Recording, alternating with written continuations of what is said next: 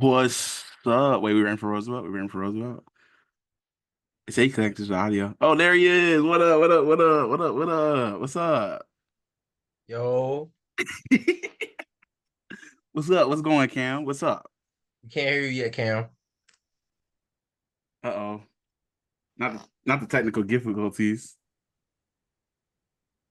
Join with the audio. Can can y'all Say hear something? me? Yeah, we can. Yeah. Yeah. Oh, Just give me my money. so Yeah. dang, it's delayed a little bit. It is? We can see you. Oh, never mind. It's back. It caught up. Okay, I'm caught up. Now I can Okay, see he caught up. everybody. He caught up. He caught up. He caught up. And welcome, ladies and gentlemen, to another episode of Real Talk with Steven and Ken, where we keep it 100 with a special guest, Roosevelt Tramble. What's up? Yo, What up? What up? What up? We're gonna keep it 100 with y'all where we talk about sports and life and etc. and etc. Ain't that right, Karen? Get that right with the etc. on there. So we're gonna get straight into it. News that dropped today: the UNLV quarterback who bounced on his team left because he felt he was jived, gypped, bamboozled, run amok. Mm, Look at him using that vocabulary. Eating with That boy using his vocab word. Run amok. that's that Stephen A. He was like bamboozled, ran amok, led Uh-huh. astray, and flat out Yeah. deceived. But to, to the degree. So just getting in right into the situation. So the UNLV quarterback, what's his name, Cam? Do we know his name? Do we? Do we? I think it's Mike Saruka. Is it Saruka? Something like that.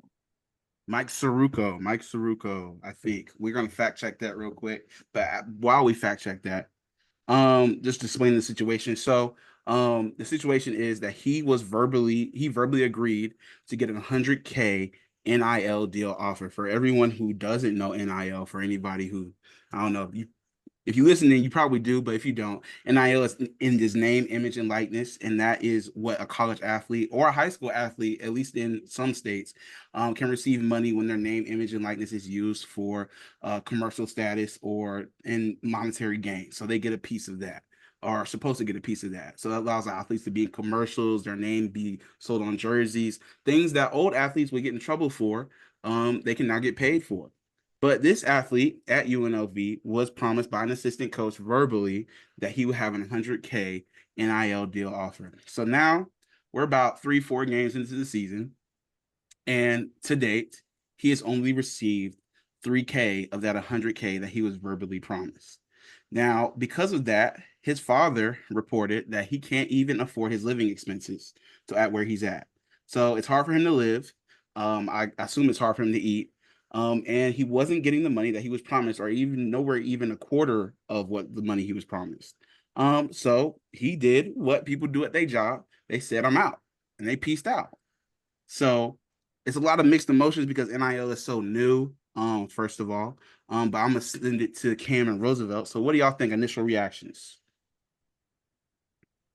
Um, yeah, I'll go on real quick. So I want to just again put the context further and clarify. I don't know if his living on campus is as bad as maybe they say. Of course, he's gonna say that because it adds to their argument to prove their point. But um, at UNLV, it's a smaller school, but it's also not the smallest school. So I'm pretty sure he has a meal plan. Like he's on a football team. They eat. He's gonna have there's food.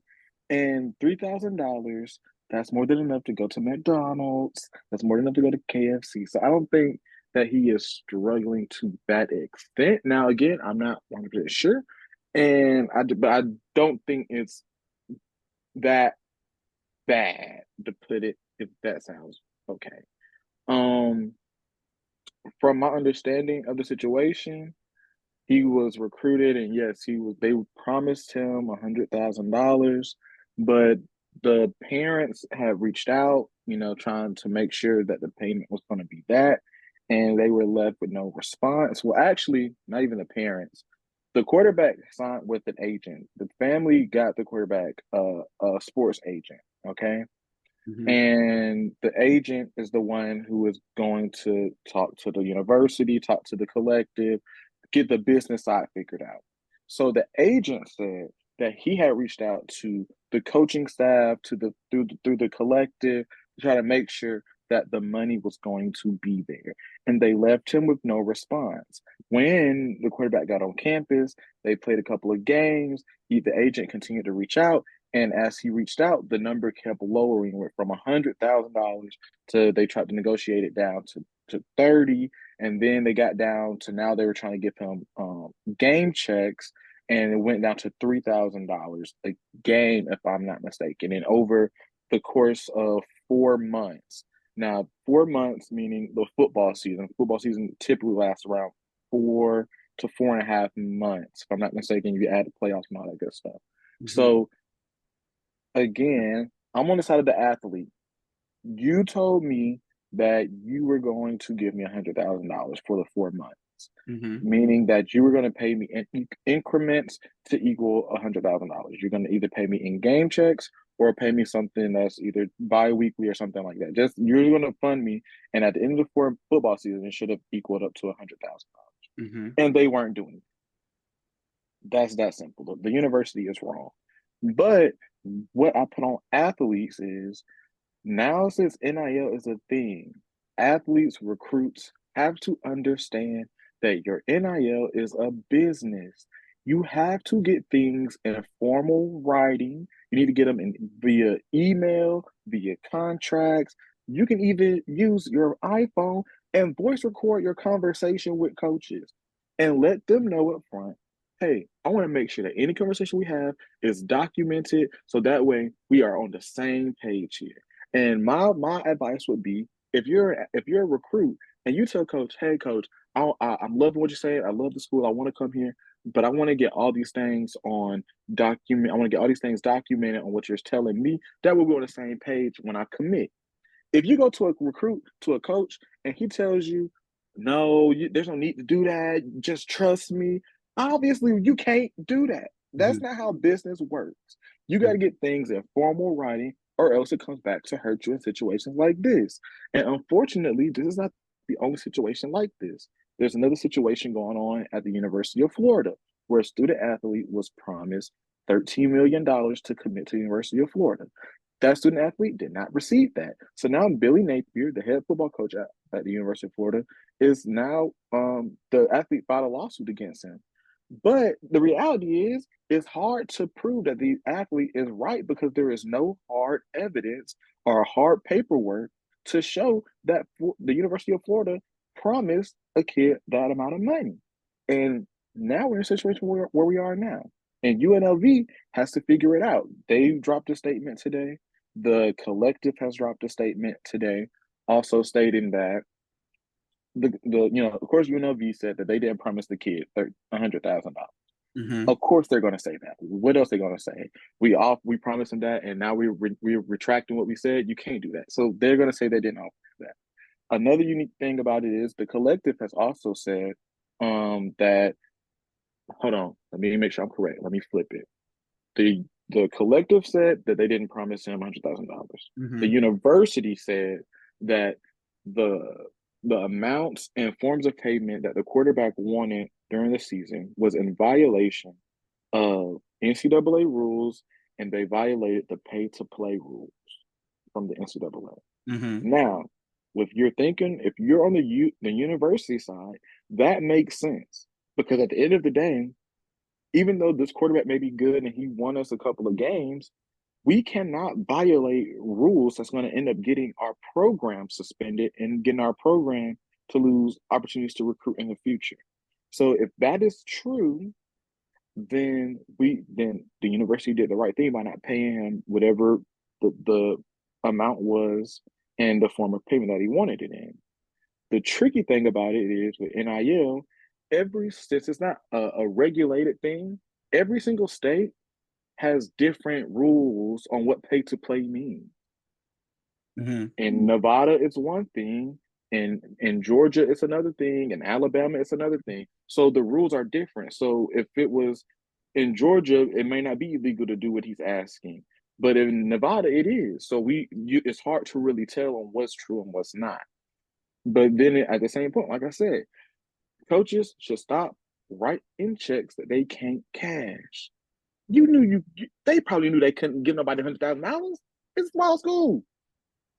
You ain't got no money. Front with these people and let them know we don't got no funds for you. But what you can do is when you come here, we'll work something out to where we'll pay you something. And if you can produce on the field, then that price goes up. Mm-hmm. Before we go to Roosevelt, dog, I want to read the thing, and I want to get your opinion, Roosevelt. It says, yeah, UNLV starting QB Matthew Sluka was reported verbally offered $100K by an assistant coach to transfer from Holy Cross. The UNLV showed no effort to finalize the contract, and this is per Pete Famil from Bleacher Report. Excuse me. Sluka stepped down despite a 3-0 start after only receiving $3K for relocation. His reps say he didn't ask for more than the original $100K. So that being said, Roosevelt, what do you think about all this? Well, I just looked up the size of the school, and it is a pretty big school. It's over 26,000 students, which it's a lot of. I would consider that to be a pretty big school. I mean, you could run into somebody and never see them again. So, I feel like taking that into account, I feel like they do have money, and then again, cost of living got to take into account. I mean, Nevada, period, with Vegas, Henderson, and all that, the tax is a lot more than out here. Minimum wage out there is probably almost three times the amount out here, 725. So, everything's gonna be more expensive anyway.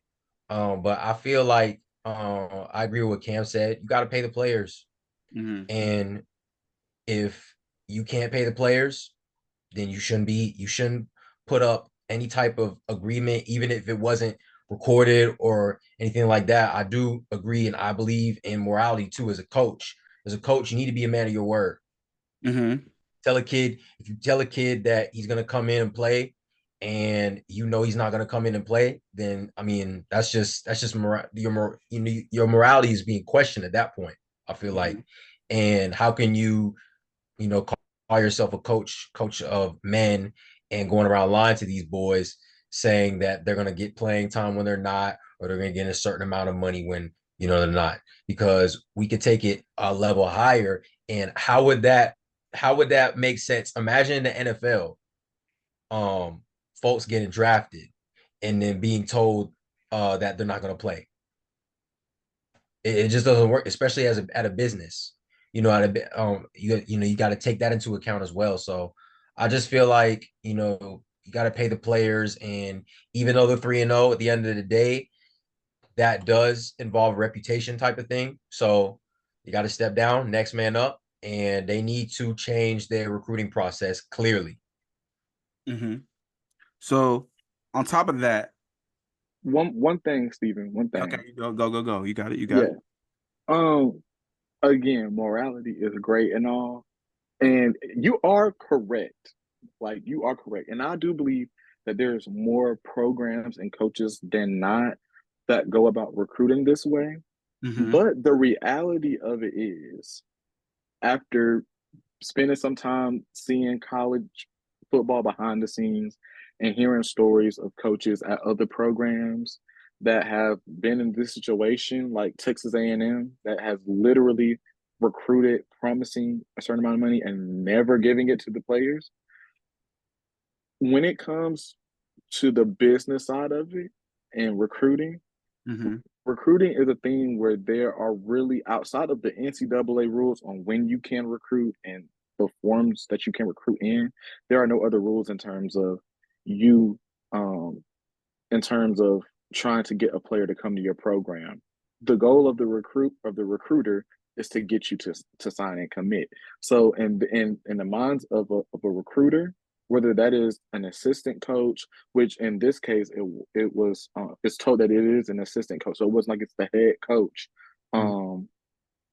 Sometimes you say some things that's not true. Sometimes you gotta tell a player what he wants to hear so he can sign and commit to your program. Cam because also had a career ultimately, room. literally, like that's literally what they do. We're gonna get you I this just saw car. that video of Edgar and James talking about when he was going to Miami and they took him to the strip club and everything, and But he's that's what I'm saying. When it comes to recruiting, there is no moral compass really. It's what do I have to do to get this player in? The only moral compass personally that I've witnessed is like if you're a coach that went to, let's say I coached at Georgia Southern, and let's say Roosevelt, you coached at FIU, and we recruiting the same player, but you was recruiting him first and you were on him longer. But since me and you got a connection, I'm like, okay, that's your kid. I'm not gonna try to recruit him. That's the only thing morally that I've seen in terms of recruiting, like relationship between the coaches. But when it comes to the athlete, it's not really there because you want to get that person into your program because you believe they can help you win. And at the end of the day, when you're a coach, what do they judge you off of? Wins and losses. Does that make sense? So while yes, I agree with you that morality should be more prevalent in recruiting, the reality is when it comes to blow the spending bag. money, exactly. And the reality is like it's really not there. And it's not going to be there, especially when you start adding price tags on people. It's too late. I feel like it's too late. Yeah, it's too late. Yeah, I we can I agree also on that I because it's also getting that way with high school too. I mean, off topic, but even Mm-hmm. they just passed some rules now too with high schoolers. So Yep. well, I also want to point out that running back Michael Allen, UNLV's fourth leading rusher. This is also from Bleacher Report. He also announced via Twitter or X has announced that he will be sitting out the remainder of the season and entering the transfer portal. Now, this is the fourth leading rusher, and I mean, I guess because of his place on the depth chart, they've done already took him off the roster. Uh, but Well, they already did. that's Right that's here. interesting. They said they Yeah, already that's took him off the interesting. roster. Yep, you can't even find him on the thing for the roster. It says 404. It looks like you're lost. wow. Anyways, no time getting that boy. So But I see, mean, he's a unique. That running backs are different though. In his case, he's really different because like I don't think he was the star running back. You said fourth leading rusher, yeah, fourth. That's why I said fourth leading rusher. That's why I placed in the depth chart. Fourth leading rusher. So that means well, I mean, the quarterback could have been a leading rusher. I don't know if that's true, but but there's three other guys above yeah, him. there's three other guys Yeah. in front of him rushing. So, but those are good points that y'all brought up, and it also opens up a bigger discussion about NIL, how it encompasses around sports too, because we talk about morale, we talk about what coaches say to players to get them to their school. Like Cam said, I've seen coaches recruit players just out of sure spite for another school that they know that Right. we're on the top of your list, but if you go to this school, you could probably do real damage to us as a receiver. I'm going to take Exactly. you away from that school, Exactly. probably not give you the same opportunity as that other school, but you were with us and we're at the top of your list. But it opens up a big thing because not only do we see, like Roosevelt said, the influence of NIL now that it's in high schools now, and you got high schoolers pulling up in cyber trucks to go to class and everything. But one thing I want to put on, especially for the college game, does it mess with the authenticity of the game?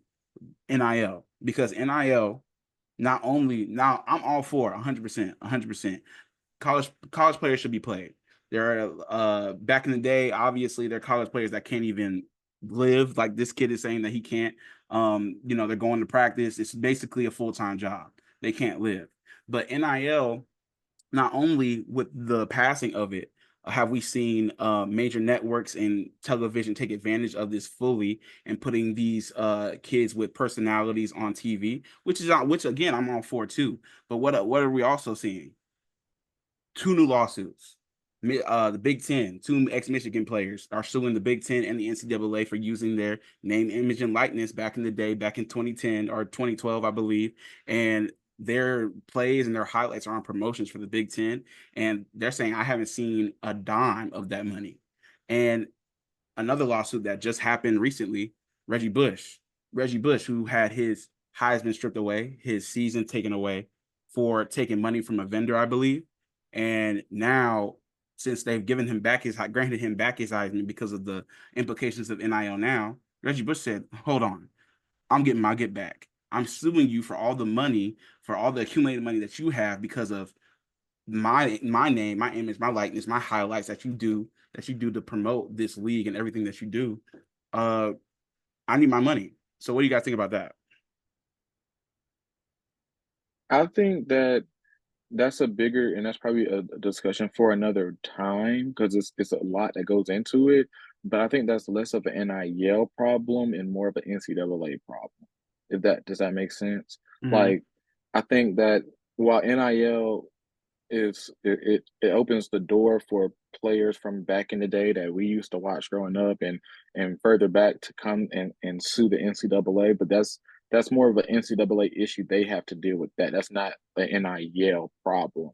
And then to answer the original question with the NIL and authenticity, I don't think that plays a factor because college football in itself is authentic by itself. Does that make sense? Like when we watch the games on Saturday and you see the bands, you see the student section, that is going to always be there. Like I've always said, college is different than the pros. And even if you're paying the players, it will forever be different than the pros because people actually go through things and have a connection to a school. Now, players is going to be a little bit different, but at the end of the day, when you go to a school, there's certain life experiences that you gain as a freshman in college, as a sophomore in college, as a junior in college, that you don't get that same type of connection and you don't learn the same journeys when you watch the NFL on Sundays. So I think the authenticity is fine. It's just they need to the NCAA or the coaches or whoever wants to step up, they just need to regulate the NIL in terms of how much can a player make, how much can a university spend in the transfer portal, and just clean up the rules on when a person can transfer and all the other stuff for NIL needs to be cleaned up. They need to get some side rails for this thing because right now it's just a wild wild west and everybody just I'm gonna give you $13 million. I'm gonna give you $100 million, knowing doggone well that you're not gonna give no kid no $100 million in high school.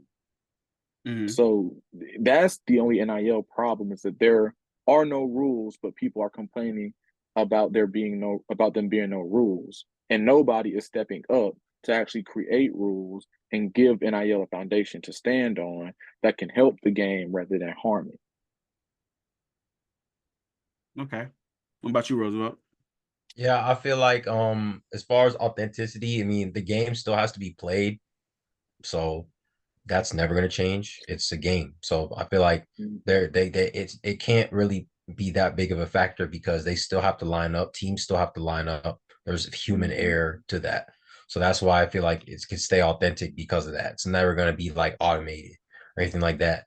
And I feel like as well about the NIL, um, it's one of those things that Cam mentioned. Like if the the players who were making a lot of money spoke up, it definitely would help. I feel like you need more of that because NAL is kind of a thing. Like now, the rich get richer, and then the kids who are like okay, considered okay, second rounders, maybe third rounders, fourth rounders, they're the ones who are struggling, trying to make sure their deals, and then the people who are maybe getting a little bit less than that. But take somebody who's getting a bunch of money like Carson Beck and imagine him speaking up on, even just raising the issue of, I know I'm getting paid a lot, but it's a lot of guys out here that are getting screwed over and blah, blah, blah, blah, blah. I feel like it could raise some awareness. Carson Beck, Travis Hunter, Judkins from Ohio State, um, the other dude from Oklahoma State, what's his name? Ollie Gordon. Hmm. And those players who are making money and have people probably watching their deals, financial advisors watching their NIL deals. I feel like they could really make a difference. But like Cam said as well, they gotta set down some rules right now because right now it's just you get a bag, you get a bag, you get a bag, you get a Hmm. bag. Respectable, respectable. Yeah. I think, totally like y'all was saying. When I say on authenticity of the game, talking just more like just the size of the money, because we're talking about at first athletes were talking about, I want to live. And now we are seeing a point where things can be leveraged, which I think is everything is good because these schools and of course the NCAA will leverage like our prowess, what we do against the athlete. So I'm gonna leverage my name, how much people like me against you, and you need to pay me for that, especially if you're gonna use it to promote what you're doing. And it'll be an ecosystem of us all making money. We see it in the past, like I said, Reggie Bush. If you want to bring out Todd Gurley, just a couple of names that people who've been penalized for taking money in the past for the things that they've done on the field or achieved on the field, and either been suspended or have whole seasons and accomplishments wiped away because of the money making factor. But to close out our college football talk, um, just like I just want all of us to take, one matchup from this weekend that we're looking forward to. I know there's a lot of stuff going on, a couple big games, but we can just go, Cam first, Roosevelt, what's one game that y'all looking forward to, and just break it down a little bit for us. I'll go ahead first. I mean, we could talk about, I mean, obviously, Georgia, Alabama, Hmm. big game to start out a season, which is very unique. Yeah. Two of the top teams in the country Hmm. who definitely could meet up again in the college football playoff.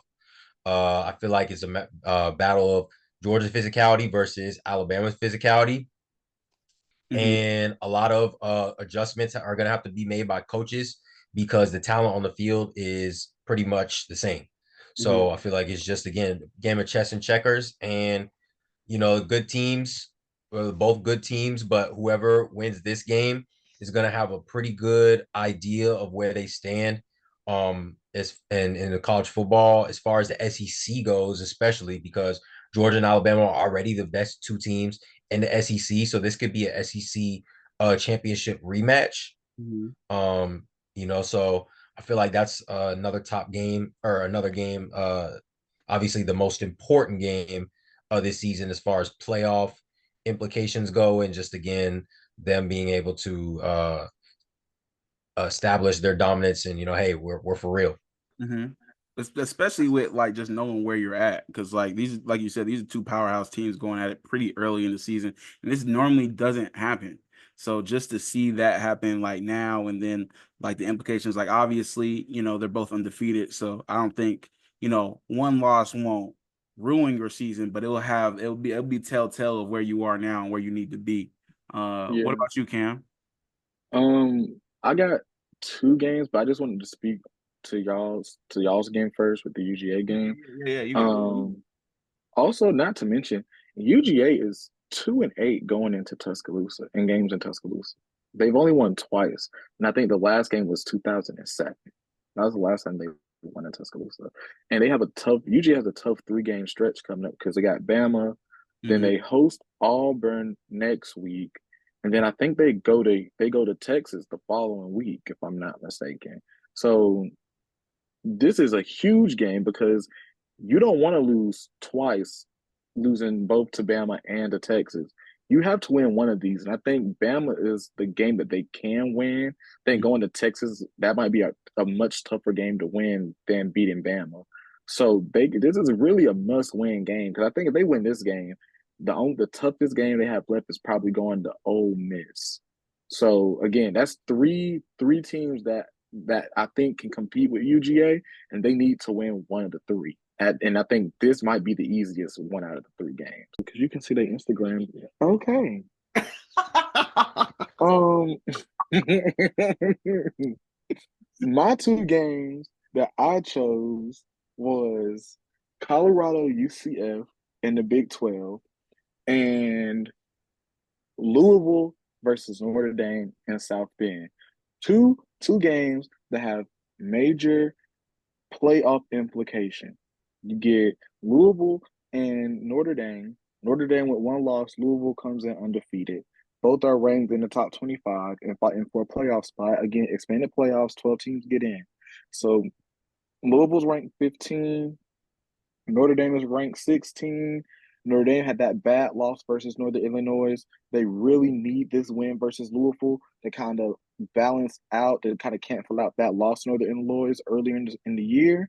So that way they can kind of help themselves get into the playoffs because I don't think they have anybody else on their schedule. I know they play Georgia Tech. Florida State might have been the other game that's on their schedule, but we know Florida State is bad this year. So when you look at that, you're going to be like, okay, Florida State doesn't really count as a good game, even though in the preseason, you look at that game, you're like, yeah, that's a marquee game. But now, not so much. So Notre Dame really needs this game. Louisville needs to win this game. I don't know if they need it as much as, well, they don't need it as much as Notre Dame because Notre Dame is an independent. Louisville being in a conference and Notre Dame not being a conference game. If Louisville loses this game, they still have everything in front of them in order to make the playoffs because, again, with this new format, you win the conference, you get in, period, point blank. You win the conference, you get in. So that's an interesting game that I'm going to be staying tuned into. And then with the Colorado UCF game, UCF is a really, really good football team. Gus Malzahn is a really, really good football coach. And one thing that they're going to do with KJ Jefferson at quarterback is they're going to run the ball and they're going to run it well. And if Colorado cannot stop the running game, UCF is not going to stop running it. Like the UCF is going to do what they're good at, and they're going to do it and do it well. If Colorado can't figure it out defensively, it's going to be a problem. Now, can UCF's defense slow down Travis Hunter, Horn, and Shedeur Sanders? That's another question that we will have to find out. But really, it's not even about slowing them down. Honestly, everybody knows the blueprint to beat Colorado. Get into that offensive line. They can't block me, Steven, and Roosevelt. So get into them. Like they can't block us all. You get in their face, you muddy stuff up, you make sure Sanders make bad decisions, then that's a game that UCF can win. Again, this game is important because both teams are undefeated, and the Big 12 does not have divisions. So with both of them being undefeated, both of them are 1-0 in the Big 12. Colorado's only loss was to Nebraska. Nebraska is in the Big 10, so that loss doesn't affect their goals at the end of the day. Again, these conference games, especially, again, like you said, with UGA and Bama, these conference games means a lot, especially with the expanded playoffs. Conference champions get a first-round bye and an automatic bid into the postseason. You got to win your conference games. So those are my two games. I'm looking forward to Saturday. Yeah, I got real quick. I got Penn State Okay. and Illinois. Ooh, Gonna that's be a a really good good one. game. Luke Altmaier is doing a good job. Brent Bielema is doing a good job at Illinois. Test on the road. They're playing probably the hardest place in college football, playing at Happy Valley. And it's a night game too, ain't it? And it's a night game. So I definitely That's gonna expect be a good Illinois one. to come in and try to make a statement. Both teams are undefeated, so another good ranked game. And then my Georgia State Panthers playing Uh-oh. the little bro, Wow. little bro, Georgia Southern Eagles. You know State what I'm not saying? Southern. Not little bro. Fun fact: Georgia State, this is year 10, I believe. This is year 10, and we have a positive record in the rivalry versus little bro. So to only be a team for 10 years and to This not 10. It's 14. They have 14 now. This year, 2014, I thought it was 2010. Or I 2010. thought it was 2014. Nah, 2010 is when the Oh, football team 2010. started. So we Okay. have 14 Either years way, now. Georgia Southern had a team for over 100 years. Yeah, So, well, that's true. so That's just true. but home game. I expect us to come out. We got a quarterback. He can really sling it. Christian, shout out Christian. We got some receivers. Tylee Williams, new guy Hurst. A couple weeks ago, he showed up versus Vanderbilt. Beat a SEC team. So I fully expect us to come out, offense swinging And and shout out to the defense. offensive line at Georgia State. Yeah, shout out to the O line, man. They Shout out to showed the O up. line blocking for my man Freddie Brock, man. Yeah. Georgia State, never Southern. State never Southern. That's how State you never beat them. Southern, exactly. Southern. It's a little biased in that in the. I ain't not biased. We just stating facts. It's facts. I stated facts. Because I'm just speaking from the Southern fans. What happened last year? Hey, we didn't have It's Del always McGee. an outlier. It's We didn't always have an Del outlier. McGee. Hey, new coach, new culture. Yeah, that's true too. Okay, yeah. And I like what they building at Georgia State. I love what they building at Georgia State. Dell is doing exactly what he's doing exactly what I expected him to come in here and do. Okay. So okay, that's a given. That's given. New regime. I guess my game. I only got one, and it's gonna be Kentucky versus Ole Miss, and I say that because we've seen Kentucky in action against UGA. And of course, we saw Brock Vandergriff in action against UGA, and I like the way he played. A dual threat quarterback. Did a lot with his legs. But also I feel like this game is bigger for Ole Miss because Ole Miss is 4-0 and ranked number 6 in the nation, and Ole Miss is always in the conversation, always kind of like, like, can we get there? Can we not? Just want to see how they play against another SEC foe. Leading up to their matchups because they do play Georgia down the line. I'm not Yeah. sure who else they have on their schedule. Is that game at home for Ole Miss or in Kentucky? It is It's at the Grove. It's in Ole Miss. Ole Miss. Okay. It's at Ole Miss. So it's I got Ole Miss by 21. yeah. Yeah, yeah. I think it's important, like you said, it's important how they win. It's important how they win because Yeah. catching up to see, like, it's still, of course, it's four about to be the fifth game, it's still early in the season, but we're starting to get to that point where people are gonna show us who they really are. So Yeah. so I want to see, how that, works out for them, especially with their quarterback, and their coach, because he's supposed to be an offensive genius. So Lane Kiffin. yep. So Yeah. he's supposed to be an offensive genius, and his name has been circling around the pool as someone who could potentially try to take over Florida next year.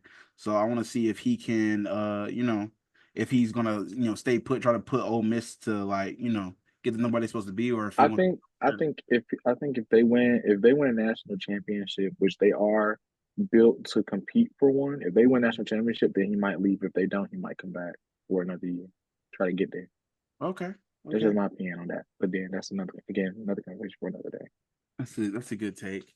That's a good take. But since that's pretty much it for college football talk, let's move on to the dirtiest of birds. You know what I'm saying? The dirty birds, the Atlanta Falcons lost. Ooh. We got hey, it's Wednesday. Victory or not victory. New week Wednesday. We gotta move forward, man. Yeah. New Week Wednesday, but we had some compelling talk about the game. I know we were pretty upset because I'm not gonna lie, we did get robbed. We did get robbed. Now we can talk about everything else that happened in the game too, but that Kyle Pitts, and actually that is might be it's gonna either be between the UNLV quarterback or the Kyle Pitts thing. Might be the cover of this podcast because we got robbed. That cornerback's head was not turned around. He was looking at all number eights because he couldn't see no ball. Okay, that if they take the ref, and if you're a new ref and they take you to the ref school, that is literally on the freaking PowerPoint of pass Yeah. interference. That is. Yeah, you're It's on right. the PowerPoint You're of right. pass interference, and I saw it. I can't forget which game it was in. I don't know if it was in the Commanders versus Bengals, Commanders, Bengals game, yeah, same play. same Exact same same play. exact play, and they called it. So, given that, like, we don't even have to keep, like, talking about it because we did get railroaded by the refs. Patrick Mahomes doing a jersey swap with the ref for sure, because we would have been on the one. It would have been first and goal on the 1 yard line. You tell me Bijan or Tyler couldn't see it? I'm gonna get mad talking about it again. But given the game, given how we played, and now that we have Aints week right now, what is the outlook on this Atlanta Falcons team who sits at 1-2 with losses to Pittsburgh and the Kansas City Chiefs? Go ahead, Cam. I think nothing changes. Everything that you want to do is still in front of you. For the next 3 weeks, like Roosevelt said, it is New Week Wednesday. For the next 3 weeks, you got to win these games, especially these next two. You got to win these games because you got 3 consecutive weeks of NFC South divisional football. You started this Sunday with the most hated team in the city of Atlanta against the New Orleans Swamp people. I don't even like to say their name because I call them the Aints because I refuse to give them respect. You started this week with them, and then you stay home for Thursday night football against the Bucks, and then we go to Charlotte. You got 3 games. These are the important 3 games. The first 3 games are important because you want to set the top season, blah blah blah. The reality is, we knew coming into the season that this first 3 game stretch was going to be tough. We knew it was going to be hard, and that's why everybody wanted to win week 1 because we knew the next 2 weeks playing the Eagles and the Chiefs were going to be difficult. Now they didn't win week 1, but they did win one of the 3. So regardless on however you wanted it to go, most people knew that coming into this game versus New Orleans, we were going to be 1-2. Everybody, for the most part, had the expectation. Beat the Pittsburgh Steelers, and then you just hope for the best versus the Eagles and Chiefs. They actually did it in reverse. They lost to the Steelers and won one of the two. Okay? And not only did they win one of the two, all 3 games were very close and very winnable, which is the most positive thing that you can take away from it. We took the Chiefs down to the wire. The 2-time, back-to-back, defending Super Bowl champions came into Atlanta with the best quarterback in NFL history, with one of the most decorated tight ends in NFL history, with one of the greatest coaches in NFL history, and we fought them tooth and nail and took it to the wire. This same team a year ago, 2 years ago, 3 years ago, don't know if this game is as close as it was. So now this week, focus on fixing the mistakes, because that's how we lost the 2 games we played this season. Little mistakes here and there cost us the game throughout the game, regardless of the refs and all of that. Y'all play sports. Y'all know that games are not won and lost on one call. They are affected, but they're not won and lost. There's a difference. You know what I mean? So that is my whole take on this week. Beat the Aints. And let's not forget what New Orleans did to us in New Orleans last year to end the season with they no good trifling behinds. They have 0 class. They're going to be up and you're going to score an extra touchdown to goal line while we sitting there and we're not paying attention. We think you're just going to take a knee and end the game and you do a QB sneak. You could have injured one of our players, ended somebody's career, take a knee out. You don't care about us and we for dang on sure don't care about you. That's my take on that. They better play like they don't care. We need some more guys. We need some guys who hate the Aints, man. We need guys like Jalen Carter. I don't know if y'all watched the Eagles Saints game. This man Jalen Carter was arguing with the fans. Someone said someone was getting in an argument with the Saints players on the field with Tyrann Mathieu and Demario Davis. We need guys like that who just hate the ops, man. I think they in there. I think they in there. And you can't forget them giving us the belt last year in New Orleans. You can't forget that. You know, you can't. That's just, there's things that, it's just certain things, especially in a game like football, where it's just pride. Like, you got to take pride in what you do. And I just feel like these next couple of weeks, you know, Raheem said it early in the players' meeting early in the summer. He said, it's all about the South. You got to win the games in your division. You win the South, you make the playoffs. And you make the playoffs, he said, you don't know what could happen. That's what he said. That's just what I feel like. These next couple games, 1-0 the division, 2-0 the division. Imagine being 3-0 to the division and it's week 7. Right. Preach. I'm just saying, like, that would be, we'd literally be on top. I'm looking at, I was looking at the NFC West standings. Seattle's pretty much there, unless they beat themselves. They already won a division. You know, and this could be a thing, like being 3-0 to the division. It's not even week 7. We haven't even had our bye. Our guys get to rest up, come back. We got some guys on IR who went on IR who are going to miss these couple games. If we can grind out this part of the schedule with some of our dogs on IR, I have faith that not only win the division, we said we get in the playoffs. Who knows what we can do? We went up to Philly and won. What teams are walking down Philly with no timeouts after we just how many times have we seen the Falcons be on the losing side of what happened in that Eagles game a couple weeks ago? You know what I'm saying? So I just feel like, agree with Cam said, we got to win the South. Take care of business these next couple weeks. Pray everybody stays healthy. We got home games. We got 2 home games. We got an away game with a Carolina team who shouldn't be taken seriously. I don't care who's at quarterback. Tell it. So that's how I feel. And we just gotta go out there and we gotta establish offense. Gotta click. And also gotta mention, if anybody saw that Eagles team that the Falcons played, that's the same team that the Saints played, and they came in the game putting up 45 points a game and got held to what, 12? Like, come on, man. They got held to 12 to the same Eagles team that we put 22 on. You talking about last season? No, last week. You're talking about the Eagles Saints game. Oh, you're talking about Philadelphia versus hold on. Right. Let me look. That's what you got to do. Kirk, you got to control. He's got to control the game. Jalen Hurts had that game in his control. The score is 15-12. Jalen Hurts had the game in his control, getting it to his receivers quick. We got to use our playmakers. Run the ball. They ran the ball with Saquon. We got to run the ball with Bijan. Stick to that. Let's get this lightning and thunder combination going. where Bijan gets 2 runs and then boom, Tyler goes in, gets 2 runs. Okay, I Boom. wanna build off of what you just said because we had a discussion right after the game against the Chiefs about the Falcons offense. So we can look into a more debate, especially because of these next 3 games. These are big games. Probably, that first stretch was big, but this is probably our biggest stretch of the season if you want to break it down. Yeah, Like yeah. you said, there's 3 division games. So just Hmm. just to look through the next couple weeks, especially this week. I mean, we got the Saints. They have a top, based on what they've done for the first 3 games, they have a top offense in the NFL. You could say that. Derek Carr looks like, especially in the first 2 games, he looks like he's kind of turned a little bit of a new leaf with his second season in New Orleans. And then you got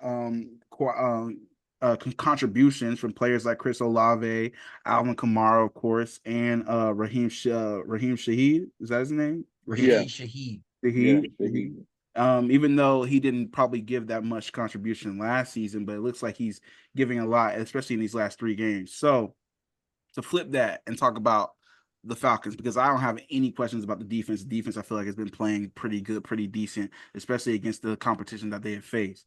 My Yeah. question is the offense. Of course, we have our number one wide receiver number one, Drake London. We've got our phenomenal tight end Kyle Pitts, and we've got our Swiss Army knife Bijan with the Thunder combination of Tyler Algier. Now, what I see, and this is me speaking from just the football offensive perspective. I feel like, and you have to remember, and I'm giving grace too, because Zach Robinson, he's a first time play caller, and it's game. We only been through 3 weeks, and like you said, we were either gonna go 1-2 or somehow find a combination to get at least one of those games, and we did, and we've played with all of them. So I'm not being super critical, but when you see the offense and how we're using Bijan, the way he was marketed out of college was to be some sort of, definitely smaller, but another kind of version of a Christian McCaffrey, someone who could split out if he needs to, someone who's going to catch the ball, take off, have these breaks, right? Now, in terms of rushing, it kind of seems like we're not really using Bijan to the potential. Now we're giving the ball to him, yes, but it seems like the play calling in terms of creativity to get him open and get him into spaces where he can make a move just hasn't been all the way there. Not saying that he hasn't, especially in that Eagles game, he was making dudes miss. But I'm talking about just the ability to use him and Tyler along with the ability of your receiving core. A big critique on as the weeks come that comes from every kind of almost I heard on almost every sports network is that we're not using Kyle Pitts as he should be. We're lining Kyle Pitts up at an X against a corner when he really should be taking these outside linebackers and streaking across the middle and getting big yards. We saw that play. We saw one of those plays against the Chiefs, but unfortunately that was I think that was the only catch he had. So, but it was a big play. Yeah, But he had 2 catches. The other one was like less than 10 yards. So yeah. okay. So, what do you guys think in terms of Zach Robinson and the creativity of the play calling, and how can that change based upon, especially with Kyle Pitts going into Saints Week? Go ahead, Cam. And talk about the defenses we're playing too. Yeah. So this is the one ick I have with my fellow Falcon fans. Okay. It's because I was telling my dad about this after the game on Sunday night. They played the Chiefs. I was like, sometimes y'all are hard to please. We don't do this. You're happy. We do it, but then you find somebody else to complain about. There's only one football on the field at all times. Okay, you want Bijan to get the ball 46 times? That's okay. He can get the ball 46 times, but those 46 times he was getting the ball, guess who's not getting the ball? Kyle Pitts. Okay. So it's only so many opportunities you have. And when you have players and you don't execute the game plan, you don't execute the plays, then you're not gonna be able to show off your talents. You have to execute. And then the other thing too is when you look at this season, and like Roosevelt just kind of teed up for me, look at the defenses we have played. The Pittsburgh Steelers are undefeated right now, and their defense pretty much leads the leagues in sacks, and I'm pretty sure they're top 10 ish when it comes to turnovers. Mm-hmm. They have literally have one of the top teams when it comes to red zone defenses and keeping people out of the end zone. That's who we faced off against week 1. Mind you, we are also the same team that did not play in the preseason. So week 1, yes, we were rusty. The Falcons are never going to tell you that, but the truth is, when you don't play in the preseason, you come into the season rusty, and that's where we were week 1, and we saw that. Week 2, you go into Philadelphia. Philadelphia is a hard place to play. It is a hard place to play. Their fans are loud. They have pass rushers and dogs all over the field. And even though they do give up big explosive plays on defense here or there, that is still a really good defensive unit that we went on the road and we moved the ball up and down the field as we knocked more rust off. Week 3, that opening drive versus Kansas City, they got the ball and went down the field and scored a Beautiful. The touchdown. best drive I've seen. I haven't seen a Falcons opening drive like that. It's Since the been a Super minute, Bowl. man. Since It's the been a Super minute, Bowl. man. Because the Super Bowl year, that was the year, literally every game we scored, every game that season, including the Super Bowl, we scored on the first possession of every football game in the Super Bowl season. We When you scored on push Chris every. Jones, when you're able to push Chris Jones around up and down the field, that's how you know like we're moving It's as a close. unit. And what I want Falcons fans to do is woosah, take a deep breath, and understand that the team is going in the right direction. There's only one football on the field, okay? Defenses game plan for certain players, okay? If you want to lose giving up big plays, then most defenses are going to fill the box up a little bit. They're going to make sure you can't run the ball. That leaves you susceptible to big plays down the field. If you're moving your safeties up, you're trying to get people in the box. If you don't want to give up big plays, you want to keep everything in front of you, and you want to lose games slowly, then you lighten the box up and we're going to run the ball. We're going to chew the clock. We're going to just go down the field, running the ball, boom, play action pass. But you're not going to be able to get everything you want every single week. Okay? Like Kyle Pitts' game is going to come. His game is going to come. It's going to come. And everyone sit here and say, why you can't do this every week? Because every week in the NFL is different. It's not like high school ball where you can have a star player on in high school ball, you got a star player and you can just give him the ball 100 times a game. Boom, boom, boom. And everybody's like, oh, that's so smart. He's open. Like, it's high school ball. In the NFL, everybody is a dog. Everybody is a pro. Definitely more about game. It's all about game flow. It's all about game Exactly. flow. It's game Look, flow. when NFL teams go down 28-0, do you really think that the running back is going to still get the ball? No. Exactly. And start opening it up. Start And opening. have the It's all score. about game flow. So I feel like that the Falcons need to, like what Cam said, the Falcons need to, especially these next couple games, take that game flow to account. Understand what defenses you're playing. Understand the mismatches we have on each side, and understand that. Honestly, we're starting to see that more because, like Steven, like you said, when Kyle Pitts had the 50-yard bomb, he was on the end line. He was matched up on a linebacker. In that Kansas City game, he was on the end line more than he was week 2. In week 2, he was on the end line and doing a little different stuff more than he was week 1. And we see that with Kirk Cousins. Remember Kirk Cousins week 1? He stayed in pistol, 2 feet, shoulder width apart, not really a QB stance for somebody to be mobile with. Then week 2, first thing we saw was under center. Then week 3 versus Kansas City. He was moving week 3. Week 3, we saw him moving around a little bit. First play was a play action pass. Week 3, yeah. Like, I don't know if people actually see the growth week to week with this offense. And again, we have a first time play caller. This is not a guy that was coming from another place where he was the offensive coordinator. This is his first time doing this. So as he's getting more game reps and calling plays and understanding the game flow, like Roosevelt was speaking to, that comes with experience. And he's experiencing just like these offensive players are experiencing it at the same time.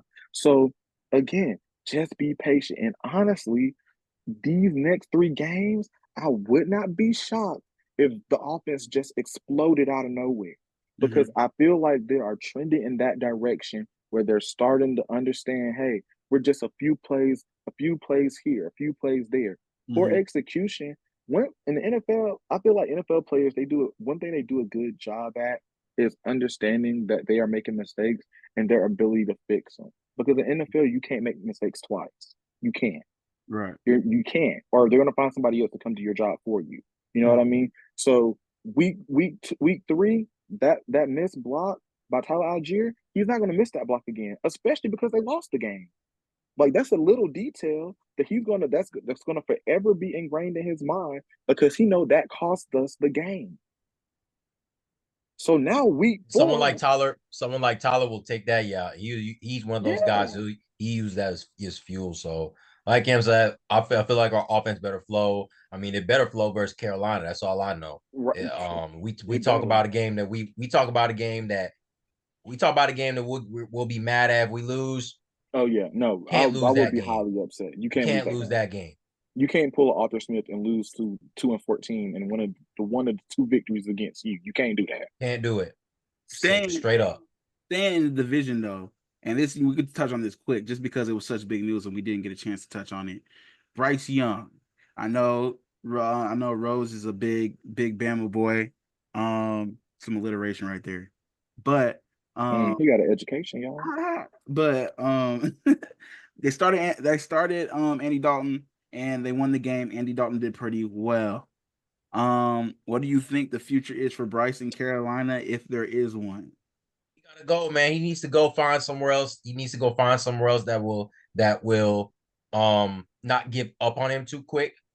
Mm-hmm. And he needs to He needs to develop. That's my main thing that comes with it.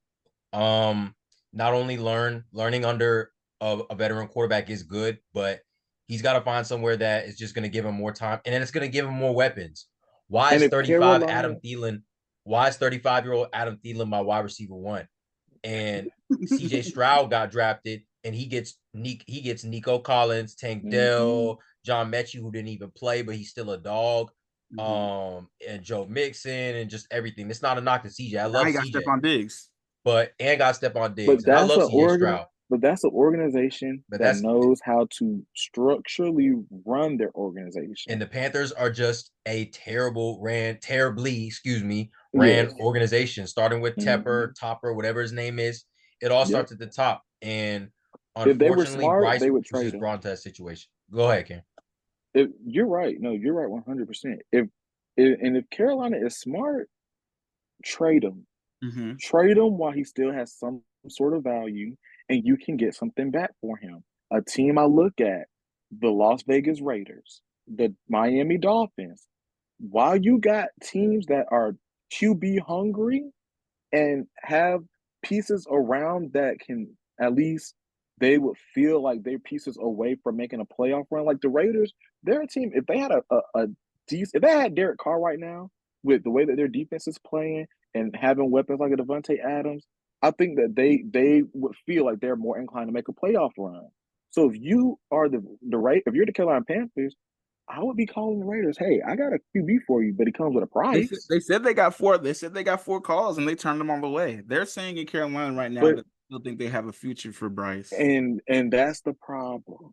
That's not how you Yeah, that's So, the see. problem. so you think they're delusional? You think they're Delulu? Oh, they're obviously I delusional. mean, what Cam said, like, and this is where it's different when it's from NFL and college.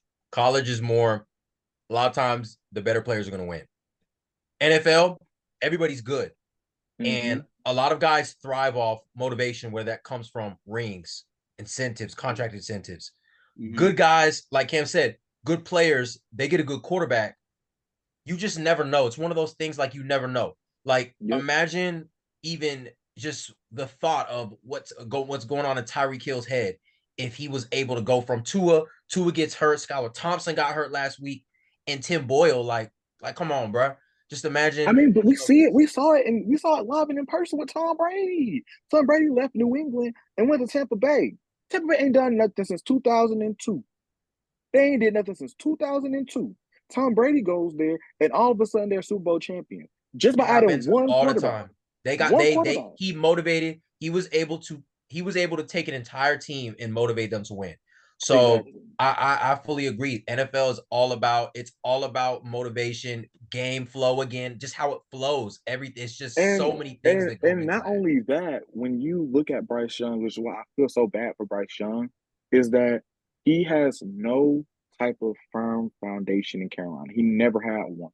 Every coach he's had since he's been in Carolina has came and gone because the upstairs people, every time something doesn't go right, they firing somebody. And you just cannot run anything sustainable if you're changing out coaches, changing out coordinators every single year. Ever since Bryce Young got drafted, he has never had the same coordinator. He has never had the same quarterbacks coach. You can't learn anything. This is like if you were in school and you go to math class, and every day you go to school, it's a different teacher with a different way to do some adding and subtraction. You'll never know how to do it because every time you go to class, you learn something different. Mm-hmm. What it's been the whole time ever since he's been drafted. Exactly. So It's just if I'm Carolina, again, Carolina has done such a poor job. It's really embarrassing. And I'm a Falcons fan. I know I'm supposed to hate for them, but like I really feel bad for Carolina fans because it's just like, dang, your organization is really bad. Like your organization is horrible. going from the same situation that we were in, a Super Bowl appearance, to this. Like And we fell you off, but you would think they that don't fell right. off. You would think that, and I complain all the time about how we fell off because we did, but it hasn't been anywhere near as close to what even Carolina is And going then got when you going look on. at the trade and what they got back, they traded Christian McCaffrey, they've traded DJ Moore, they've Brian traded Burns. Brian Burns, and they don't got nothing to show for it. They got nothing to show for it except for drafting Bryce Young. And he has no wins behind his name. And now he's benched.